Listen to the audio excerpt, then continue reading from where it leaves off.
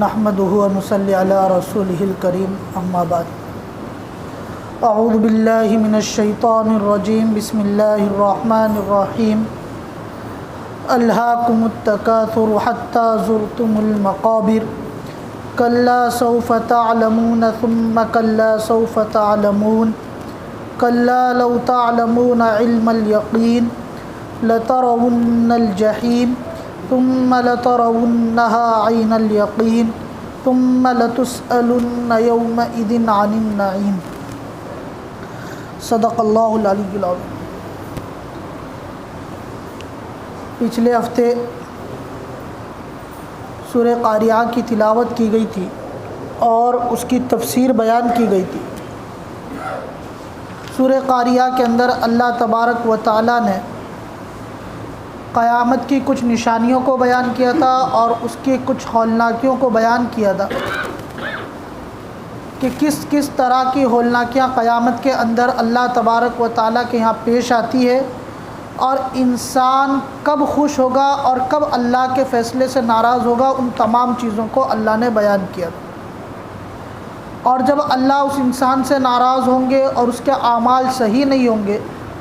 تو اس کے ساتھ اللہ تبارک و تعالیٰ کیا انجام کریں گے اور کیسی آگ میں اس کو ڈالا جائے گا، ان تمام چیزوں کو اس میں بیان کیا گیا۔ سورہ تکاثر پڑھی گئی ہے، یہ مکہ میں نازل ہوئی ہے اور 8 آیتیں اس کے اندر ہے۔ سورہ تکاثر کے اندر اللہ تبارک و تعالیٰ نے انسان کی 1-2 خصلتوں کو بیان کیا ہے اور پھر اس کو اس بات سے آگاہ کیا ہے کہ وہ اپنی ان بری خصلتوں کو چھوڑ کر اچھائی کو اپنا لے۔ سب سے پہلے اس کے اندر الہاکم التکاثر ہے، اس کا یہ ترجمہ ہے کہ انسان اپنی دنیاوی زندگی کے پیچھے پڑا ہوا ہے، مال و دولت کے جمع کرنے میں، اس کی لالچ میں، اس کے حرص میں بھاگم دوڑ کر رہا ہے انسان۔ دوسرا ترجمہ تکاثر کا مفسرین نے کیا ہے کہ فخر کرنا،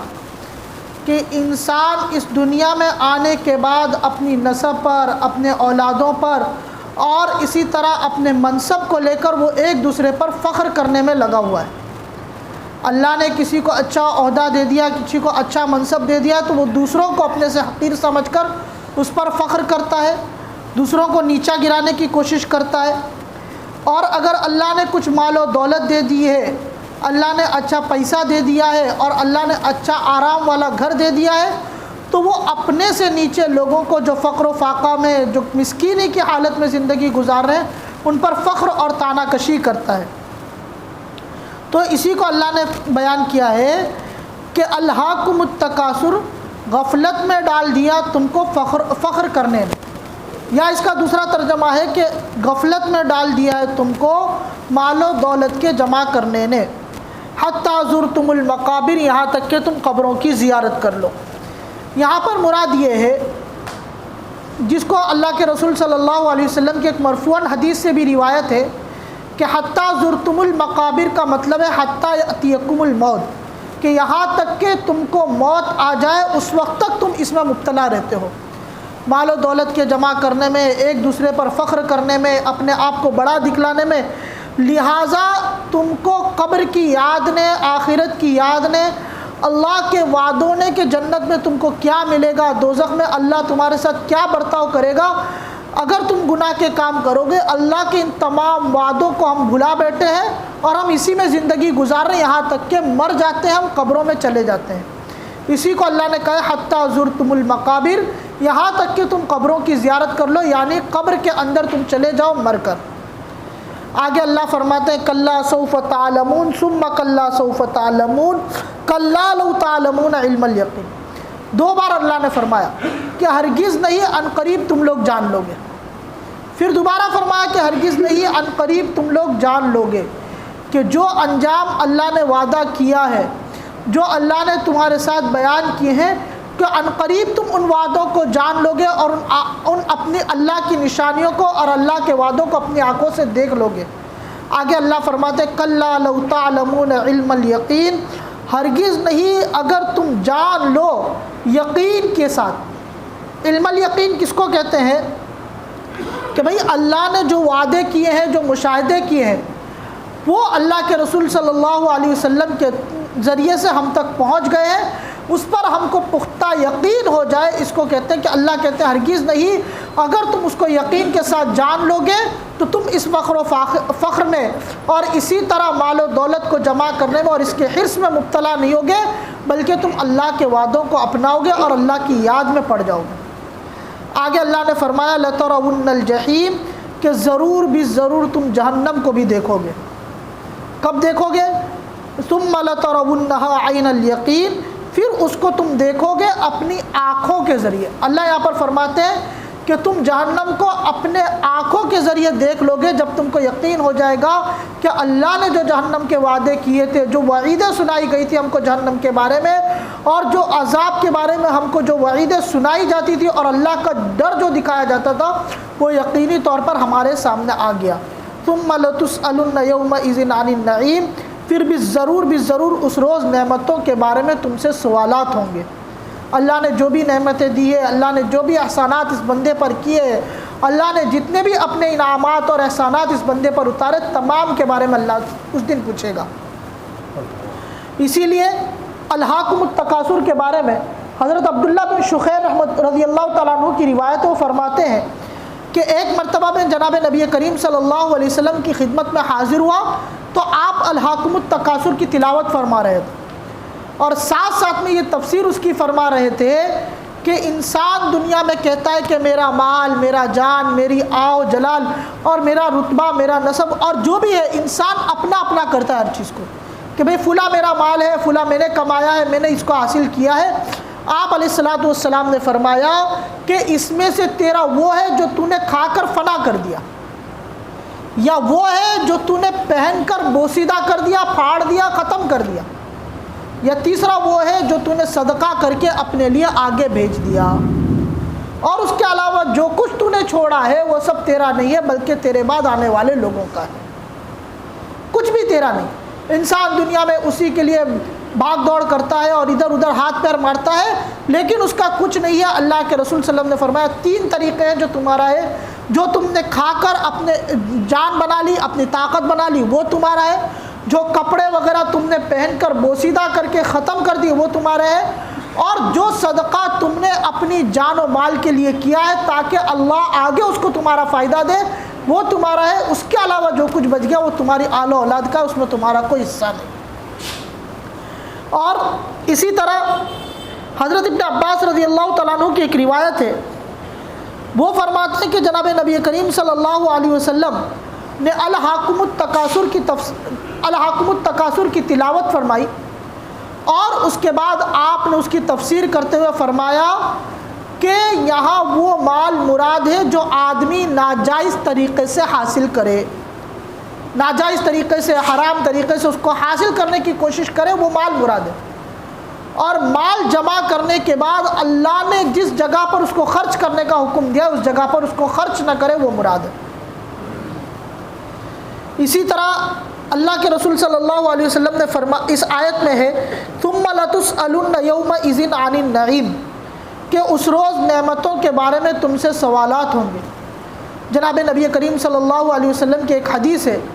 آپ فرماتے ہیں کہ قیامت کے دن انسان سے سب سے پہلے جس چیز کے بارے میں سوال ہوگا وہ ہوگا کہ اس کو اللہ نے جو طاقت اور قوت دی تھی اس کو اس نے کہاں خرچ کیا، اور دوسرا اس کو ٹھنڈا پانی جو پلایا گیا اس میں کتنا اللہ کا شکر ادا کیا۔ اسی طرح ایک حدیث میں جناب نبی کریم صلی اللہ علیہ وسلم نے فرمایا ہے کہ 5 چیزوں کا انسان جب تک جواب نہیں دے دے گا اس وقت تک قیامت کے دن وہ اپنے پیر کو سرکا نہیں پائے گا، ایک جگہ سے دوسری جگہ تک وہ ہٹا نہیں سکتا اپنے پیر کو جب تک 5 چیزوں کا جواب نہ دے دے۔ پہلا سوال اس سے ہوگا کہ جو ہم نے تم کو عمر دی تھی اس عمر کو تم نے کہاں پر خرچ کیا، ہم نے اتنی بڑی زندگی اللہ نے عام اور آپ کو دی ہے تو اس زندگیوں کو ہم نے کہاں خرچ کیا، اس کے بارے میں سوال ہوگا۔ دوسرا سوال ہوگا کہ جو جوانی اور طاقت والا مرحلہ ہم نے دیا تھا اس کو تم نے کس طرح خرچ کیا، کیا اللہ کے نافرمانی میں خرچ کیا یا اللہ کی عبادتوں میں اور اللہ کے احکامات کو بجا لانے میں خرچ کیا۔ تیسرا سوال اس سے ہوگا کہ تم نے مال کس طریقے سے کمایا؟ آیا اللہ کے احکامات پر عمل کرتے ہوئے جو اللہ نے جائز طریقے بتائے تھے، جناب نبی کریم صلی اللہ علیہ وسلم نے جو تجارت کے طریقے بتائے تھے اس طریقے پر عمل کرتے ہوئے اس مال کو کمایا، یا ناجائز اور حرام طریقے پر عمل کرتے ہوئے اس مال کو کمایا؟ چوتھا سوال اس سے ہوگا کہ اس مال کو کہاں پر خرچ کیا؟ بھئی کما تو لیا، اب اس کو خرچ کہاں کیا؟ اللہ کے رسول صلی اللہ علیہ وسلم نے جو طریقے بتلائے ہیں کہ اپنے اہل و عیال پر خرچ کرو، اپنے غریبی اور اپنے مسکینوں پر خرچ کرو، اور اپنے رشتہ داروں میں جو کمزور ہے ان کی مدد کرو، آیا تم نے اس پر خرچ کیا یا اس کو اور جگہ پر اللہ کی نافرمانیوں پر اڑانے لگے؟ پانچواں سوال ہوگا کہ اللہ نے جو تم کو علم دیا تھا اس پر کتنا عمل کیا؟ آیا اس پر کچھ عمل کیا یا نہیں کیا؟ عمل کرنے کی کوشش کی یا نہیں کی؟ یا صرف اپنی زبان سے لوگوں کے علم بانٹتے تھے اور اپنے عمل سے کورے تھے؟ ان تمام چیزوں کے، ان 5 چیزوں کے بارے میں جب سوال کا جواب انسان دے دے گا تب وہ اپنی جگہ سے سرک پائے گا، اس سے پہلے اس کو سرکنے کی بھی گنجائش نہیں ہے۔ اور اسی لیے قرآن مجید میں اللہ کی نعمتوں کو لے کر آیا ہے کہ اللہ تبارک و تعالیٰ نے دوسری جگہ وضاحت فرما دی، ان السمع والبصر والفؤاد کل اولئک کان عنہ مسئولا، کہ اللہ نے تم کو جو سننے کی طاقت دی ہے، اور اللہ نے تم کو جو دیکھنے کی طاقت دی ہے، اور اسی طرح اللہ نے تمہارے دلوں کو جو پیدا کیا ہے، ہر ایک چیز کے بارے میں اللہ قیامت کے دن تم سے سوال کرے گا۔ اسی لیے اللہ نے اس آیت میں فرمایا ثم لتسألن یومئذ عن النعیم، کہ ضرور بھی ضرور اس دن تم سے ایک ایک نعمتوں کے بارے میں اللہ سوال کریں گے کہ بھئی میری کن نعمتوں کو تم نے کس طرح ادا کیا؟ آیا ان نعمتوں کا شکریہ ادا کیا یا ان کی نافرمانی کی؟ تم نے ان نعمتوں پر شکر کس طرح ادا کیا اور ان نعمتوں کا حق کس طرح بجا لایا؟ تمام چیزوں کے بارے میں اللہ اس روز سوال کریں گے۔ ایک بار پھر ہم لفظی ترجمہ کر لیتے ہیں۔ الہاکم التکاثر، الہاکم کے معنی ہے کہ غفلت میں پڑے ہوئے ہیں، اور تکاثر کا مطلب ہے کہ مال و دولت کو جمع کرنے میں۔ اس کو حضرت ابن عباس اور امام حسن بصری نے اس کی یہی تفسیر کی ہے، اور حضرت قتادہ نے اس کی تفسیر میں فرمایا ہے کہ فخر کرتے ہیں، یعنی اپنے آل و اولاد پر، اپنے نسب پر، اپنے منصب پر وہ لوگ فخر کرتے ہیں۔ تو اس کا ترجمہ ہو گیا